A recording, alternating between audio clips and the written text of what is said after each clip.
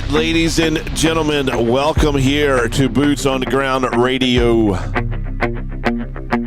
You have the one and only turf teacher with the Turfette for lacing up them boots. Only on Boots on Ground Radio. Like I said, if you saw our videos yesterday, we did have a little hiatus that we were a part of. And we'll talk about that here in just a moment. But we got a rainy day here on a Tuesday morning, May 13th. And so I know a lot of you tradesmen are already working. You guys already headed to the job sites. But those in the green industry here in the southeastern United States, we're stuck in the office. Listening to Boots on Ground Radio. And that's what we're going to do, guys. Turfette, what's up? Good morning, everybody. Here's your favorite part. I know the bass run is the best part of this whole song. Is this gospel music? Would y'all play this in your quartet, or would this be something only? Oh, it would depend. It would depend on the song. Or does this sound like... But I haven't sang in a gospel quartet in 8 years. Well, I know that. But, you know, you kind of... Although I did it for 10, I haven't sang in 8 years, so that might give half of my age away. It gives you a little bit of experience, that I would say. But anyway, that almost sounds like some of the stuff that we would use before, you know, going on a mission. Just sitting there, deep concentration, that bass music. Or deep concentration, getting prepare yourself for the workday. I like fun, peppy, beady songs in the morning to get me going. Soft songs, boring songs don't get me rolling. It actually slows me down. No, I know what gets you going in the morning is Friends. What gets me going in the morning? The TV show Friends. I love Friends. The comedy. You always watch, yes. Yeah, so the reason why I do that is because I've watched it so much. I don't have to actually look at it. All I have to do is hear it. I already know what's happening. What's going to happen. Yeah, so it's like I can get ready in the morning and kind of be mindless, but yet still be entertained. Yeah. And, you know, sometimes I go through a spurt where I don't want to listen to music. You know, I need something else to grab my attention for a little bit. I need music all the time. I was doing audiobooks for a little while, and I've kind of gotten out of that. But now that I've bought 3 new books that I really want to actually read, I think I'm going to join Audible with that while I read. I think that would be helpful. It would definitely keep me on track, focused, because I don't know how any of you are out there. If I sit down with a book, within about 10 minutes, I'm asleep. Or, especially if it's at bedtime, there's no way. If I start reading at bedtime, I'm gone. Well, but if I sit down with a book during the day, especially outside, you know my favorite place? The front porch. We're on the front porch. In the swing. In the swing, with a book. It's my favorite place to be. It's what I did as a kid growing up. My mom would tell you, I'd go to the library and rent dozens of books, go sit outside on our front porch swing, and would read and read and read. But now that I'm an adult, the problem I face is I get too busy in my head thinking about everything I got to do, and then I have to go back and reread the paragraph that I just read. Oh, I think that can happen to about anybody. But I do love to read. I do too. And like you said, yesterday was the perfect day, even though we didn't read. But, you know, with all this rain here in the southeast, it's very much needed. And it gave us, some time in the office. It's going to give us time in the office today, which I definitely need. And you've got some things you've got to do away from the office. So I get to turn the cell phone off and actually record some lectures. So actually looking forward to that and getting that kind of behind me, because I know a lot of the guys at Turf Teacher that use our services are in need of those 3 remaining classes so that they can renew their license. And so I'm trying to scramble to find credits myself. We got one coming up, May 30th, Davidson County extension is putting on a class, I think, for 3 hours, and then I can use 2 of mine for teaching, and so I've got to find two more somewhere else. So it's definitely crazy. But guys, we're glad to be back here at Boots on Ground Radio. We've actually done some work behind the scenes, even though we haven't been live on the air in the mornings. But that is no longer going to happen. We are going to take this thing all the way to the top and make it a go.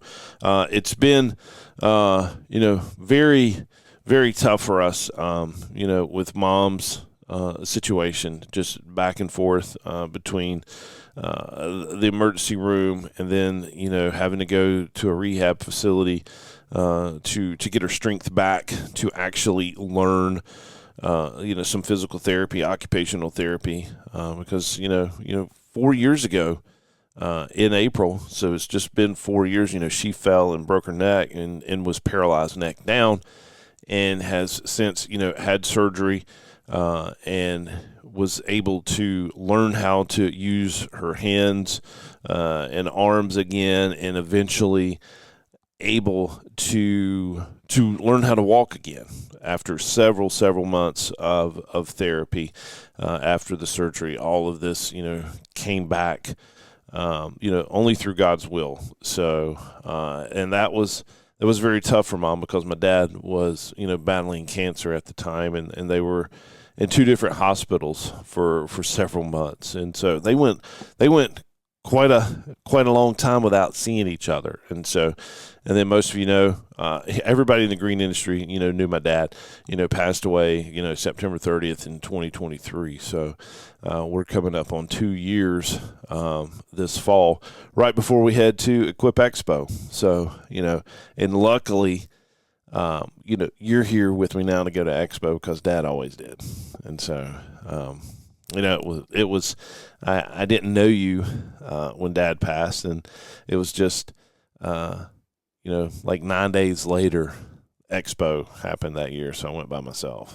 So I really had a blast at the Expo this past October. That was fun. And my 2 boys, who has never been in the green industry, they loved it. Yeah. They absolutely loved it. It's I've always called it the gentleman's toy store. There is every piece of equipment that we could possibly imagine. But like I said, you got a kick out of it just as much as any male figure in the green industry would. You were climbing all over the machines and driving them out there in the demo field. So it was good. Yeah, I did enjoy it. It kind of took me, it didn't just kind of, it did take me back to my childhood on the farm. All the tractors and implements, and, remember seeing my dad and my grandpa out there in the fields. And but I didn't see Macy Ferguson. I didn't see any either. And we don't call it Macy, we call it Massey Ferguson. I don't know if that's correct, if that's right or wrong, but that's what we've always called it, is Massey Ferguson. But my dad and my grandpa were Massey men, but they were also John Deere men. Yeah. Yeah. And John Deere had several pieces of equipment that you could use on the farm or in the landscape business. So yeah. But I guess Massey is mainly strictly agriculture. Yeah. So I do remember my dad and grandpa plugging a lot on the farm. Of course, when you're laying seed for gardens, there's a lot of that going on, I'm sure. But we were out every single day. I mean, there wasn't a day on the farm that there was not a person out on the field doing something. No, I mean, it's the Garth Brooks songs, always comes to mind, where, they're sitting at the kitchen table that morning and she's just happy that it's pouring down rain and he's unhappy. But, it reconnects them as man and wife because he couldn't do nothing on the farm. Yeah. So, no, we don't. We would never do that do what? As a couple, just take the day off and spend together. We'd be like, no, it's invoice day. It's estimate day. Every rainy day is an office day. I would be very transparent. As a couple, running businesses, it's very difficult to find time just for each other. It really is. And, you know, for you and I, we're engaged to get married. We're getting married in 46 days. That doesn't stress me out at all. But 46 days, we've got a wedding, and everything will be official by then. You and I have been together over a year now, and you know, I'm thankful we've taken our time and haven't rushed anything. But you and I became partners in business a couple months ago. We decided to go ahead and pull the plug and say, let's do this, let's get it done, and we have. I've come on board with Turf Teacher, Boots on Ground Radio, and Elite Landscaping. I'm learning a lot, and I won't lie. There's days where I'm like, I don't know what I'm doing, but I'm figuring it out. Yeah, you are.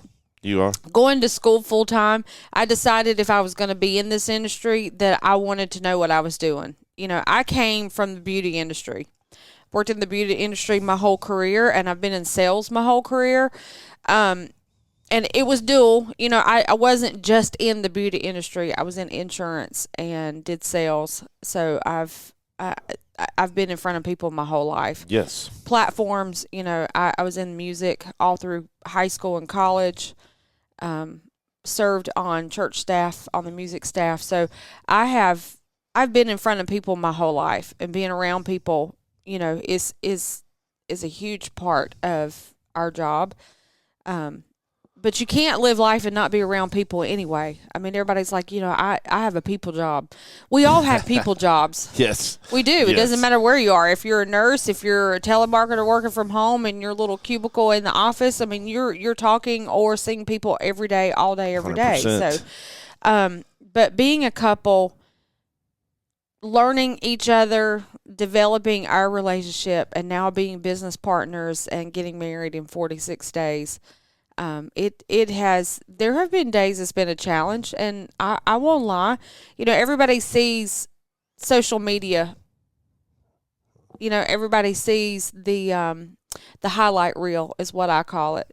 They don't see the days where you and I are, you know, stressed, or, you know, we're having a moment as a couple. We need, you know, and we have those. Yes, everybody does. I mean, it's just part of it. You can't be, and I've said this so many times, you cannot be a free will individual thinking human being and join forces with another free will individual thinking human being and not have a disagreement, or not be on the same page, or have a misunderstanding or a miscommunication. It's going to happen, whether it's in a personal relationship, whether it's in a business relationship, whether it's in a relationship of church family, non-church family. It doesn't matter.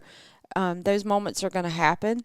I'm just thankful that you and I chose from the very beginning that when they did happen, we would take the time and have the patience and grace to give each other the space we need in that moment to understand what's going on. And when you're in business together, that just adds a whole nother caveat to that. Yes. But it's been a fun ride. It has. And, you know, with you and I working together, you know, basically every minute of the day, and then still having a, you know, social life together, a dating life, we're around each other all the time. And some couples can't do that. I know. I will say past relationships, I probably wouldn't have been able to do it. Yeah. There's no way. I don't know what the secret is with us. I haven't quite figured that out. I just think our personalities match. I think our needs match. And I think we do really well with each other. We're not like many couples out there. No. And I think a lot of it has to do with my connection to church and what you've brought to this relationship and got me back into church, and, you know, reassurance of my salvation and just my connection with God. Like, I've put him first. Typically, I would have always put the one I'm in the relationship with first. You can't do that. No. You can't do that. No. And, hearing Darren preach and, our other ministers and then just learning from you, because I have never met somebody that knows the Bible inside and out like you do. And I always ask you 100 questions. And I think sometimes I may frustrate you a little bit because, I'll ask a question, you answer it, but it creates another question for me. And then you're like, wow, Eric, you're like getting me to dive deep back into the Bible. But that has put a sense of calmness and a sense of peace over me that it flows to everything else that we do. It flows over into our relationship, whereas I am not as quick to be judgmental against you when you say something to me or whatever. It's because of that peace. My brother even notices it. And, he told you the other night, Jennifer, whatever you've done to this man, it's worked because he is a totally different guy with you, whether it's, the church. I wouldn't say it's church. I mean, let's be real. It boils down to it's God. It's not true. Me. It's not the church. It's God. You have reintroduced God back into your life the way it's supposed to be. I said I didn't know what the secret is, but I really do know what the secret is God, period. At the end of the day, yes. When Jesus Christ is in the middle of something, it's going to be successful if you keep him top position in the middle of everything. And you have to, and I've shared some of my life past with you, and at the end of the day, he's what's got me through. 100%. I can't do anything on my own. I can't run these businesses with you on my own strength. I can for a little while. We all can. We can all run in our own strength for a certain amount of time, but you're eventually going to wear down. You're eventually going to burn out. And when you get to that point, that's when people start searching for fillers in other areas. One of the magazines we just read a couple months ago had addictions runs really rampant in the landscaping industry. It does. Because it's hard work. It's long hours. It's hard work. It's painful. It's not an easy job. And a lot of people seek, prescription drugs, or they seek alcohol to help with those issues. And I'm not saying that, if you just put Jesus in your life, overlook all the physical ailments. No, there are things you could do to take care of your body, eating correctly. Which we don't do. And we don't, and that is. That's a time factor. It is, but eating correctly, exercising, stretching in the morning before you get out there in the field. Stretch, you stretch before you exercise. So why not stretch before you get out in the field and work? But definitely what you're eating, what you're putting in your body is fuel for the day. And if you're putting high fat, high calorie, high sugar content in your body, you're going to crash within 2 hours. But we put a lot of high caffeine. We do. Right now I'm drinking my coffee, and I'm preaching to the choir when I say this. There for a while when I was single and it was just me and the job and my 2 kids, it was easy for me to watch everything that went into my mouth. Literally every bite of food. It was easier because I didn't have outside complications. I had a very simple life, just going to work, coming home. Blame it on me, baby. No, Blame it on me. No, I'm talking, and I'm just kidding. You and I have talked about it. You've talked about it too. When you bring in relationship and that time factor and those schedules and that impact, you come together. Now we're doing all this together. We're finding it's hard for us to find the time to really meal plan and stay focused. And, even when I was single, I still couldn't do it because there was, taking care when Dad was alive, taking care of him, when taking care, still taking care of Mom, taking care of Elite Landscape Contractors, taking care of Turf Teacher Inc., taking care of, the community college that, I'm the department chair of all the trades. That is in itself a full-time position. And then, delegating to the employees what needed to be done in each business, there was no time for meals. It was always, let me stop on the way home late evenings and grab something, or I was getting takeout, taking it to Mom, taking it to both of them when Dad was still here. And I was just grabbing something myself. So it was continuous that I ate out 3 meals a day. It's a vicious cycle once you start.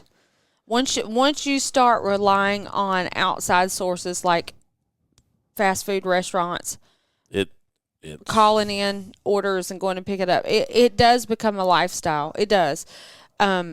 It getting the right nutrition, the right food, taking care of your health, you have to change your lifestyle when it comes to that. And it's a mindset. You have to change your mindset. It's breaking a bad habit.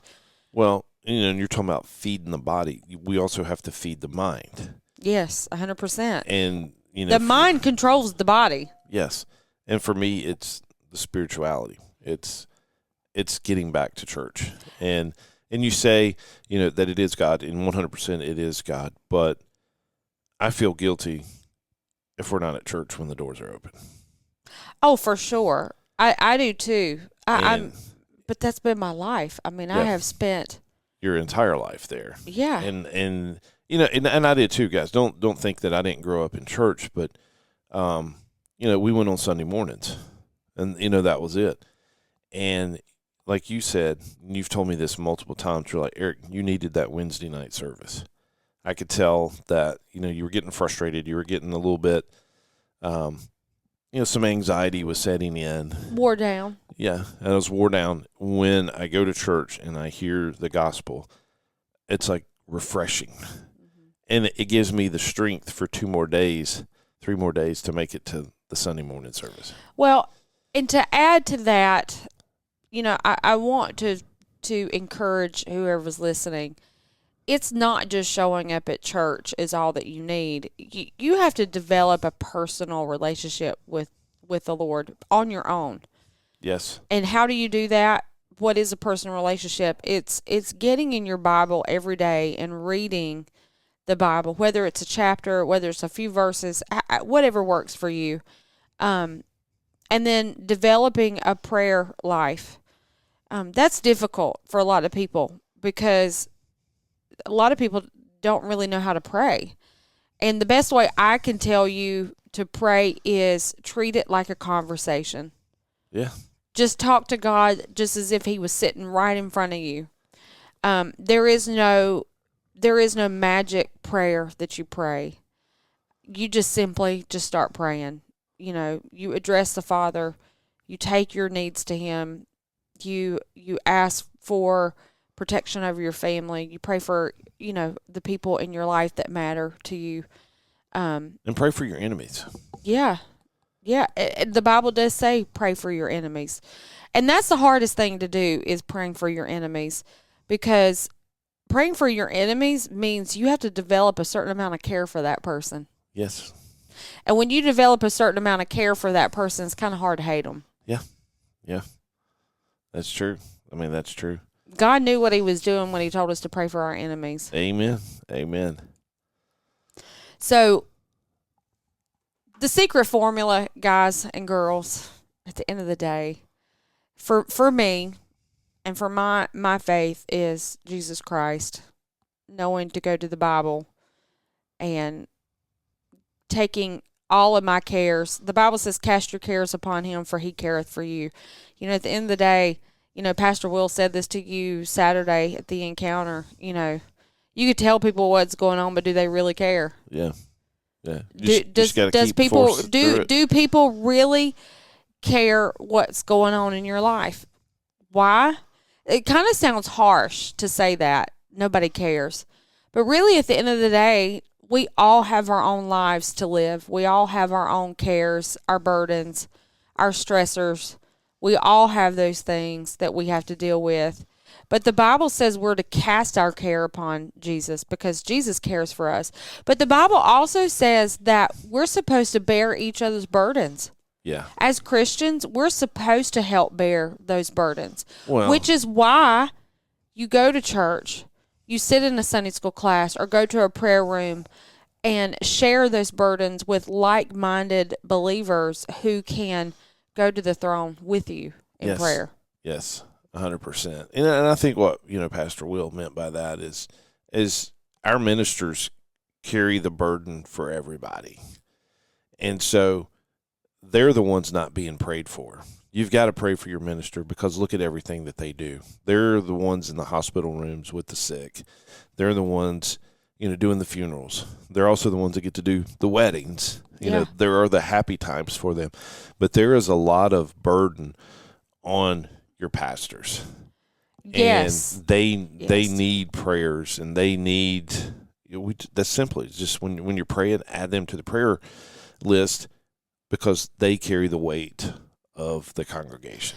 And I want to say this from my perspective because I grew up in a Christian home. I grew up in a very, I hate using this word, very religious home, but I did. We were very strong in our Christian faith. My dad was a pastor. He was been a preacher my whole life. He didn't always pastor, but he's always been a preacher. And I would tell you, preaching is one thing, but pastoring is a whole nother level that people just do not understand. And I would tell you, when my dad became a pastor, I was an adult, and I didn't grow up, in that fishbowl as a pastor's kid. As a kid, even though I lived in a fishbowl because I was still held to the same standard because my mom and dad were very strict on us kids, just like my own pastor was with his kids. But that being said, your pastor, all pastors are human. Yes. They live in this human body. They deal with the same stressors, the same worries, the same burdens, married relationships, children, family. They're just as human as you and I are. They just have a high calling of pastoring a church. Yes. Okay. So a lot of people lose that sense of the responsibility that falls on your pastor at the end of the day. Yes, is he in a higher calling? Is he in a special position as your pastor? Absolutely. But don't take away from the fact that just because he does have a higher calling in that sense, that it doesn't mean he doesn't have human capabilities. Yeah. He does. Yes. Pastors are just like every other person. They can rise and fall just like anybody else can. And they're just as human as anybody else is. So praying for your pastor is huge. Praying and supporting your pastor, being a friend to your pastor, is a big deal. Hugging him. I always hug Darren. I always hug Matt. I can't leave church unless I hug them. Like just a bro hug because you introduced me to them. They were your pastors, when we started dating, and I just instantly had that connection. I will say this. You were talking about, preachers have a lot on their plate, the things that they see and hear. 100%. My poor pastor has been through the thick with me. Yeah. He has seen me go through the fire. He has counseled me through some things in my life.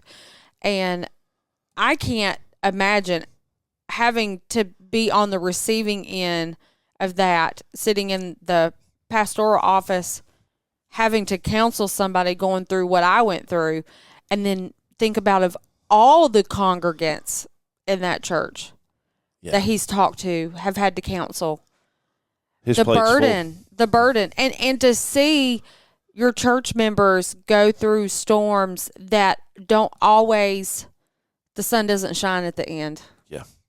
That's tough. That's tough to watch people that you love, people that you pray for, people that you sit encourage, people that you try to counsel them and give them godly advice to help them make it through a tough season or a situation, to see that situation crumble and not be repaired or be restored. Mm-hmm.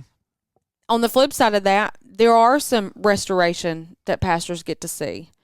People, kick addictions, make their marriages work, come back together as a family. And it's in those moments that keeps them going, watching people get, finding out who Jesus is in their life, claiming Jesus Christ as their personal Savior, doing all of those things, getting in church. Those are positives that pastors get to see. Newborn babies, having families grow. Yes. There's lots of positives that happen in church, but I want to make you aware that there are moments that your pastor hurts too. Mm-hmm. He has sat in an office for 2 hours with somebody, and in most cases, maybe more than 2 hours. I will tell you personally, my pastor has sat with me more than 2 hours. At a time? At a time. At a time, yeah. Yeah. And it's when we first started dating, you know, I took him to lunch. Like, he wanted to get to know me, and we talked for 2 hours there. Yeah. And he was testing me out, filling me out, because he knew the hardships that you had been through. Mm-hmm. And, you know, by the end of the conversation, he's like, dude, you all right. You know, you're a pretty good dude.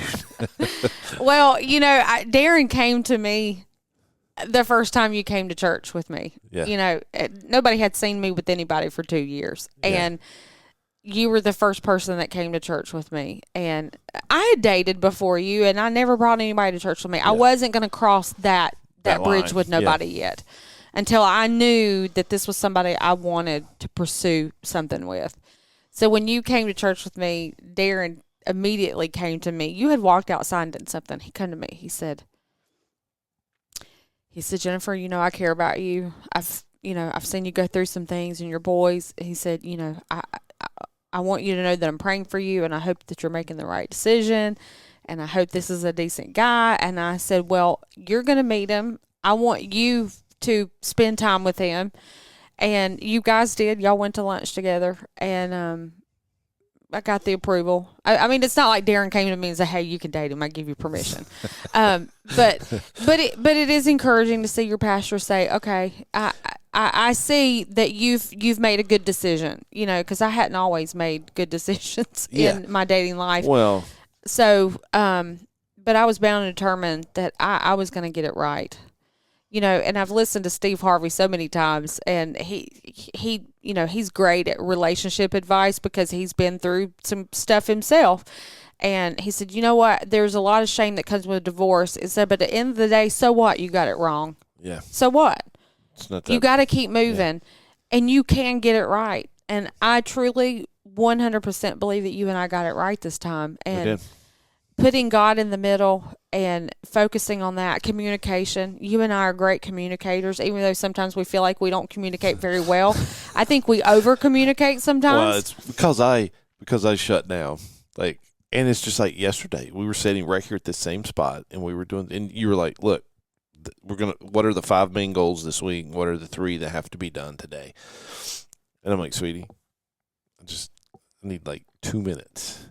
And I did. I just sat there and I dove deep into some emails, and then I was like, "Where's my baby? You know, where's she at? Like, all I need is like just a couple minutes, because I don't argue. I don't.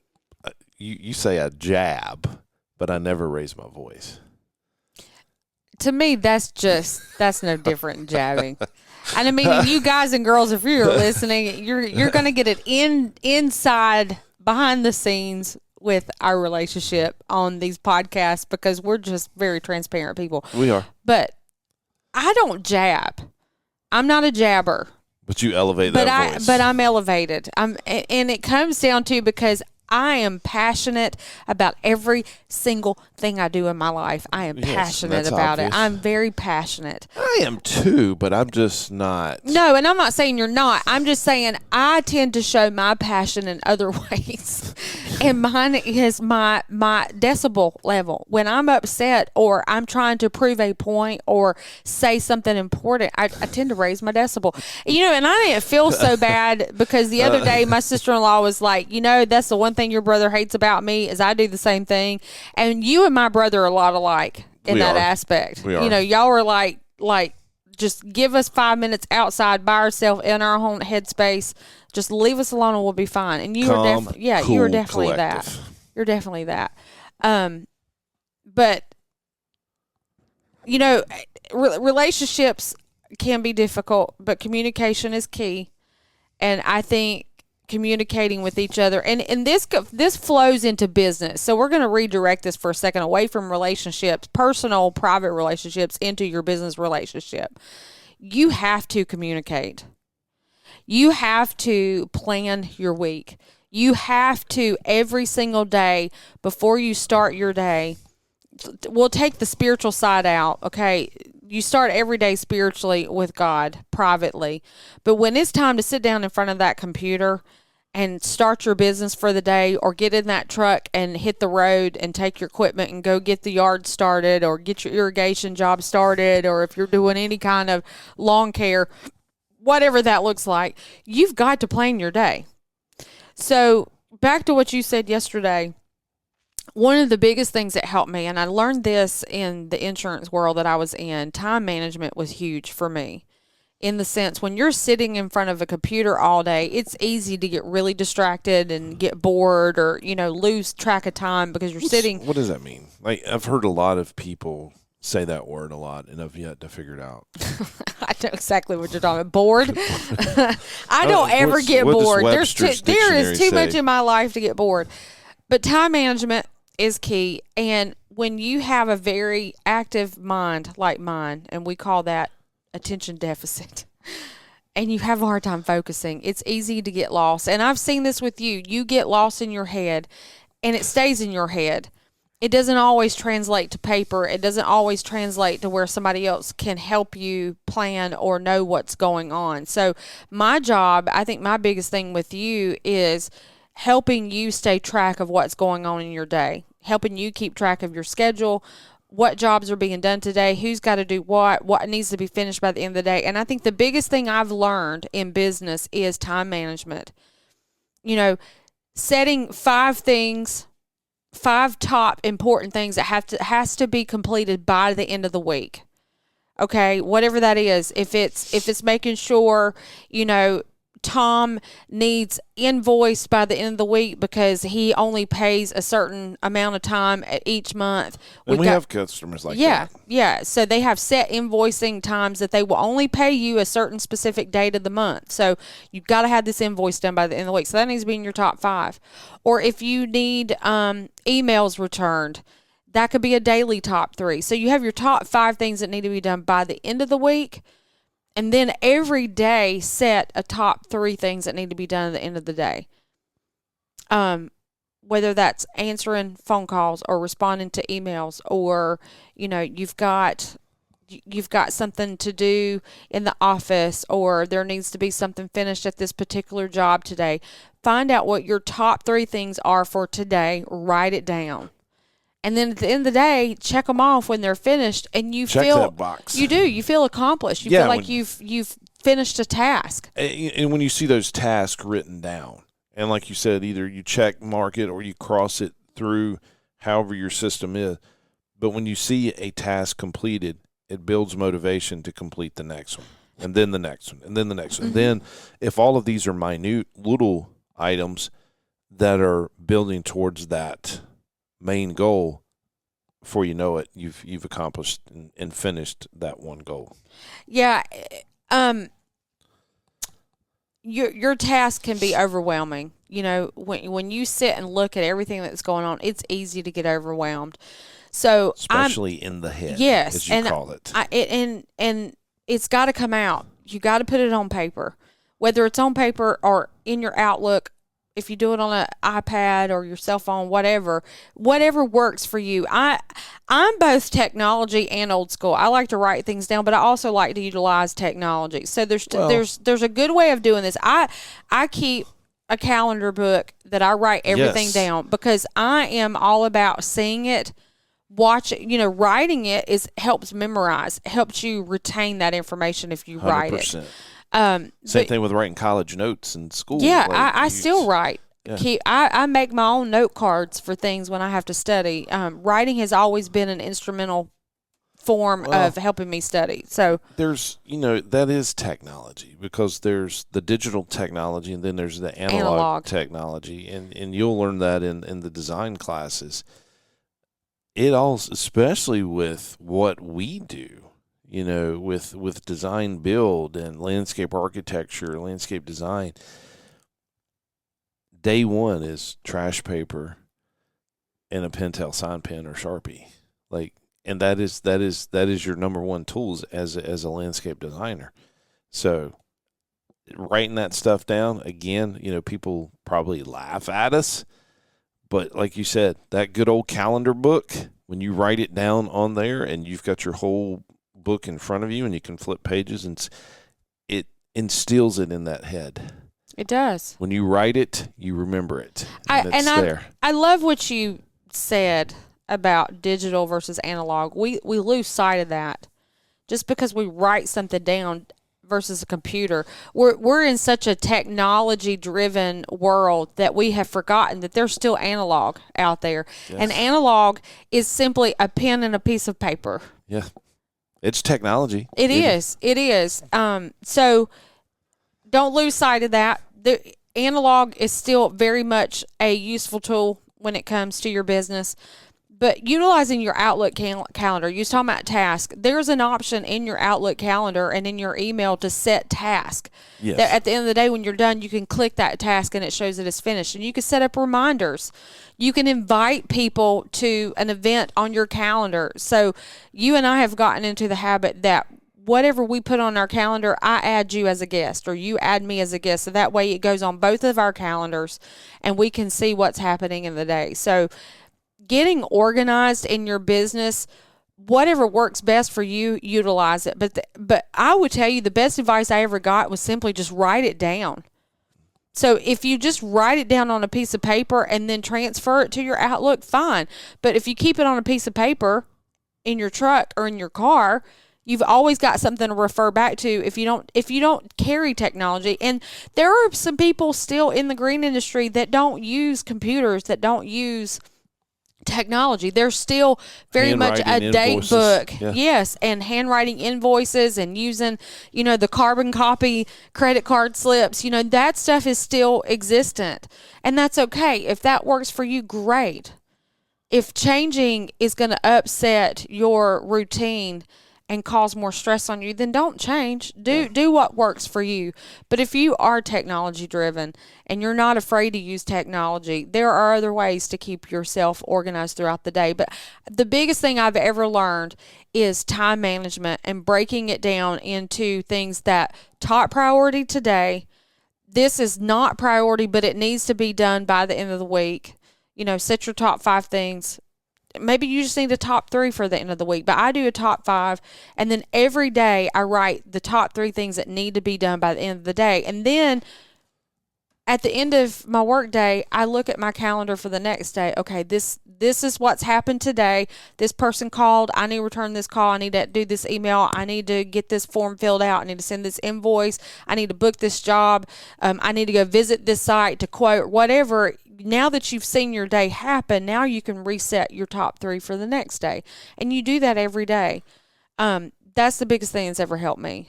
Helps me to stay organized so that I can stay on task. Well, and going back to writing it, they say if you see something 3 times, you're gonna remember it. And it's just like your trucks. When they pull into a neighborhood, the first time a potential customer sees your trucks, they're not really paying attention, but they do see it. The second time they've seen it, that third time they're like, "Oh, hey, there's Elite Landscape Contractors. They're here." They remember them on that third time. And so, like you said, you get the phone call about something, you're hearing it. That's one time. You write it in your calendar book. That's the second time. And then when you type it in your online calendar, it's there. You don't even have to use your calendar because it's in there. You know it. Oh, I've got to be there tomorrow at 8 o'clock. You don't even need to set that reminder because you've seen it, heard it, and touched it. You've had all 3 senses focused on right then and there. Well, I've heard a lot of people use rules of 3s, and that seems to work.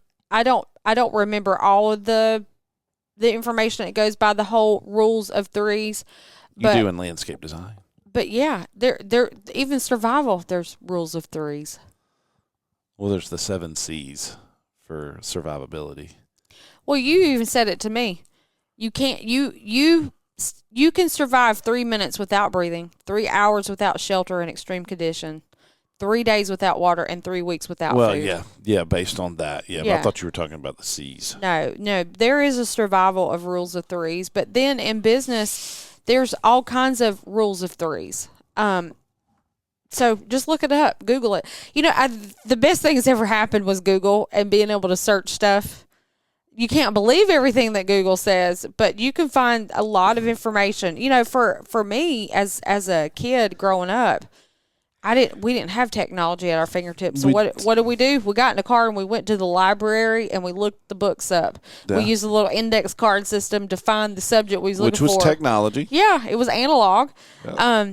But we did everything at the library. And now the library is literally at our fingertips on Google or you know, whatever your search engine is. Which is sad in a way, because there are students that have gone all the way from kindergarten through bachelor degree and never held a textbook.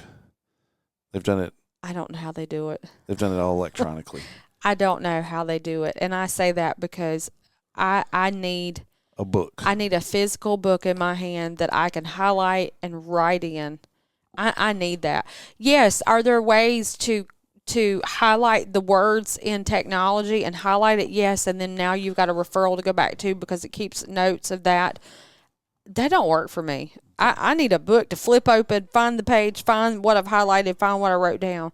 Yeah. Well, it's, you know, we both use the Bible app on our iPads, and we take that to church sometimes. Mm-hmm. But still, there's nothing like the Bible. No. The book Bible. It just, to me, it feels closer to God. Is the physical book. You've seen my Bible. There's notes all in it. There's highlights everywhere, you know, and that is a lifetime of sermons. Mm-hmm. And something has touched you, and you highlight it, you mark it, and you write your note about it, and because you've got the wide edge that allows you to write. So mine's not, but that melts my heart when I see you do that, because then I'm always, hey babe, what were you writing in your Bible at church? You know, this as soon as we get in the car, I'm like, hey, what were you writing? And you show it to me. So there again, it's another facet of memorization. Yeah, it is. Yeah. Well, in this whole thing, you're telling the guys that are listening, plumbers, electricians, everybody in the trades, about the time management. You've got to put time in there for God. Absolutely. You got to start that morning with a devotion or reading the Bible. And guys, instead of listening to a podcast, like ours or something else, turn the volume down and talk to God. Some of the best prayers and thoughts come when you're 100% by yourself. Your dad got saved by himself, pulled over on the side of the road in his truck, and tells that story. Yeah. Doesn't necessarily have to be done in front of the congregation. This is one-on-one time with you and God. So turn the radio down, talk to him, and watch how your day will be. Well, be much better. My dad and my mom were in the church together. They were together. They were dating. Yeah. Gotcha. My dad asked my mom a bunch of questions, and he wanted to know how he could become a Christian and what that entailed. But he grew up Methodist. He did. Now, my grandfather, my dad's dad, got saved a little later in life. He heard Oliver B. Green on the radio and pulled his truck over. He's the one that pulled the truck over. My grandpa is the one that pulled the truck over and asked the Lord to be his Savior. And, he had that moment there in the truck, listening to a preacher on the radio, and that's how my grandfather got saved. But my dad did grow up Methodist. My grandparents, my family, our Methodist dates back over a century. Yeah. So we're very Methodist driven in my family. But a lot of us have moved over to the Baptist world because the Methodists have kind of gotten away from what they used to believe. Well, and Darren, our current minister now, who, by the way, is going to marry us, he said, Eric, the Methodist church that you grew up in no longer exists. No, it doesn't.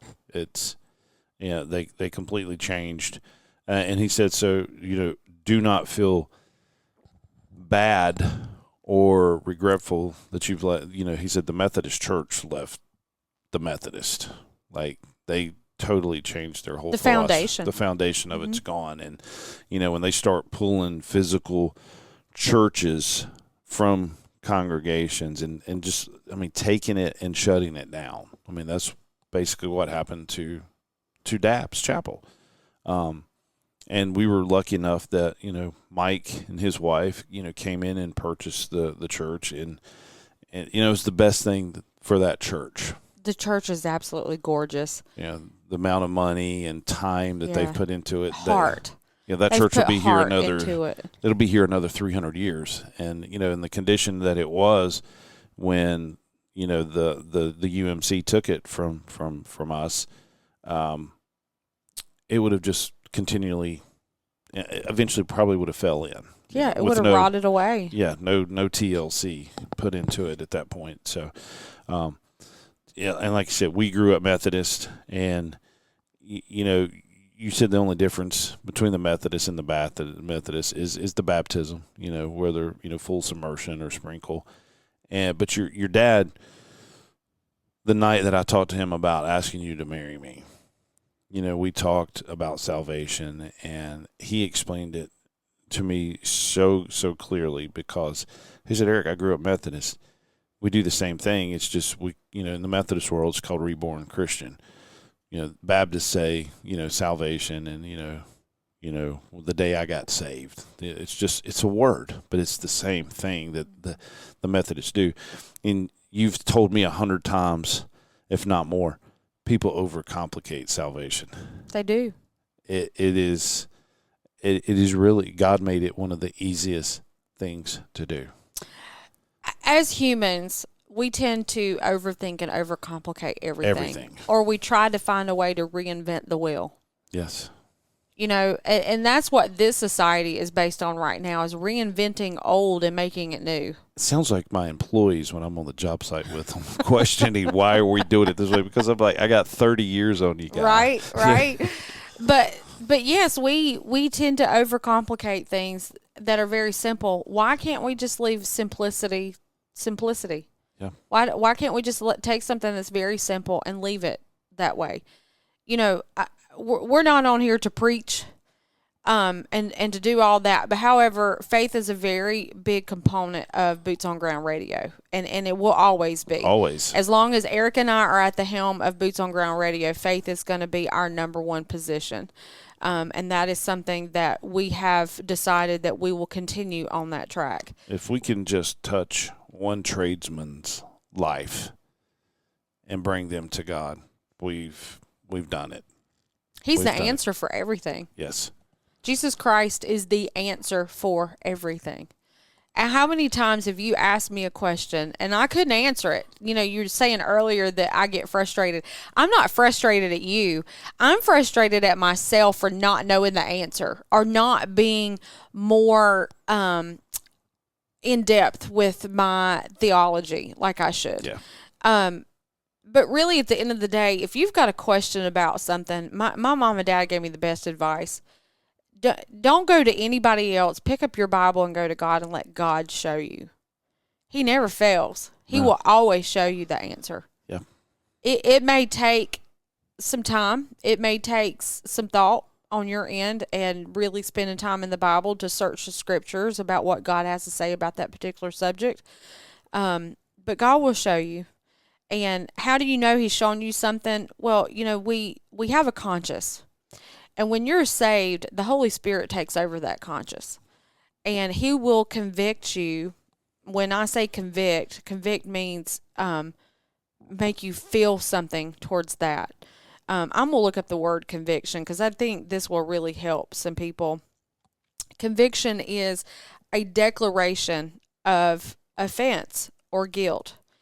It's also a firm held belief or opinion. So God will show you the belief. You will develop an opinion from that based on what you've read and what you've learned. So at the end of the day, you can always go to the scriptures. 100%. And if you can't figure it out, get a commentary.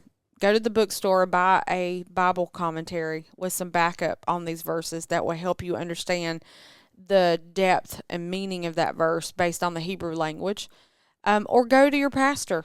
Go to another Christian friend of yours that, do those things with. It's funny because we were sitting in church the other day and they were talking about that, and there was something I was going to say earlier. Now it's just slipped my mind, so I'll have to come back to that later if I remember. But always have an accountability partner when it comes to life and your spiritual relationship. And I think with you and I are each other's accountability partner. We are.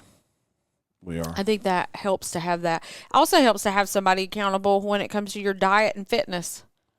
You know?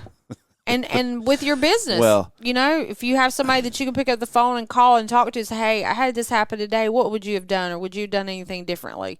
and it's going to be easier, I think, once we get married and that we're under one roof and that you and I are, together in the evenings versus just during the day, that we can cook.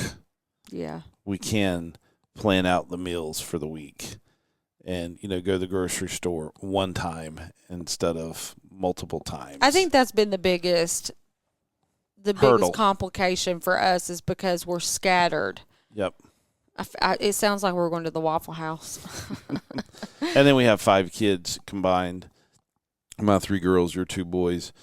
And, the oldest girl and the oldest boy are typically always with us. Which I find funny. Yeah. They're the oldest. They should be the ones away from home, out living life, and they're the ones enjoying it. But, still trying to figure that out. I got 2 girls at App State, that come home every weekend. You and I in college didn't want to come home. No, when I left, I left. Yeah. And not because I hated my family or didn't want to. No, just, I wanted to live school. life. You enjoyed school. Yeah. And, sometimes it's easier, because, here again, back in the day with us, we needed that library. Yeah. We needed those study halls that, had the quiet places. Every class that they're I don't have to buy textbooks. Everything is like, okay, just download your book onto your iPad and basically that's how they do it. But they would leave Monday mornings and come back either Wednesday night or Thursday night based on class. So, they're only in Boone maybe 3 nights a week. And then Jaden, he's a busybody. Yeah, Jaden is never home. No, he's either at school events or he's working. Yeah. At Chick-fil-A. It's one or the other. Yep. Jaden will be the one that when he leaves out of high school, when he graduates high school, he's going into the military. He will be the one that will be gone. Kids today are very different than how you and I were. Kids today are so dependent on their parents. Mm-hmm. I mean, I graduated high school at 17. I had to wait till I was 18 to sign up for the Navy because my parents were not going to let me. And that's something that Boots on Ground needs to know. And even in church, because, Darren asked us, who served in the Navy? And I raised my hand. But everybody in the congregation knew that I retired Army. Yeah. So, I have served both branches, like Navy first and then went Army. And typically you see it the other way around. People would go Army first or Marine Corps and then kind of switch over to Navy or Air Force. They, to kind of finish their career. But I did it the opposite. And it's funny. You and I took off and left with no money. Oh, yeah. $0. Yeah. And we left. Yeah. I might have gotten $40 a week from my mom and dad in the mail to help with, bills. What little things I needed at school. But I worked while I was in college. I went to school full-time and worked a full-time job and served in a church ministry on the weekends while I was in college. Yeah. Well, I left with my driver's license and Social Security card and the clothes on my back. That's basic pretty training. Yeah. I left with dorm supplies and moved to Chicago for 3 years. Yeah. With no money. Yeah. But you took a lot of stuff with you. I did. I did. But I was 700 miles away from home. Yeah. I went to Orlando. I don't know how many miles that was. But like I said, in our pockets, we had our Social Security card, our driver's license, the clothes on our back, and our orders in a little folder thing to go to RTC, Recruit Training Command, Orlando, Florida. You and I are just a different breed of people compared to our kids. I mean, we really are. Our kids don't have a clue. That they don't. Anyway, guys, thank you so much for joining us here on Boots on Ground Radio this morning here on a Tuesday, May 13th. Guys, I can't believe it. We're almost halfway through May, one of my favorite months because this kicks off summer vacations and all the summer fun. And then when summer is over, it's the best time of year, fall. Look how quick this year has gone by. Anyway, guys, don't forget, if you catched us late, you can join us on all the podcast stations here in about 20 minutes. If not, we'll see you bright and early tomorrow morning at 7 a.m. here on Boots on Ground Radio. You got the turf teacher with a Turfette. Absolutely. Guys and girls, get out there, make it happen, get it done. Have a top 3. Get them finished. Guys, I'll be live tonight on Zoom if you want to catch a pesticide credit at 7 p.m. We're talking about natural pest controls.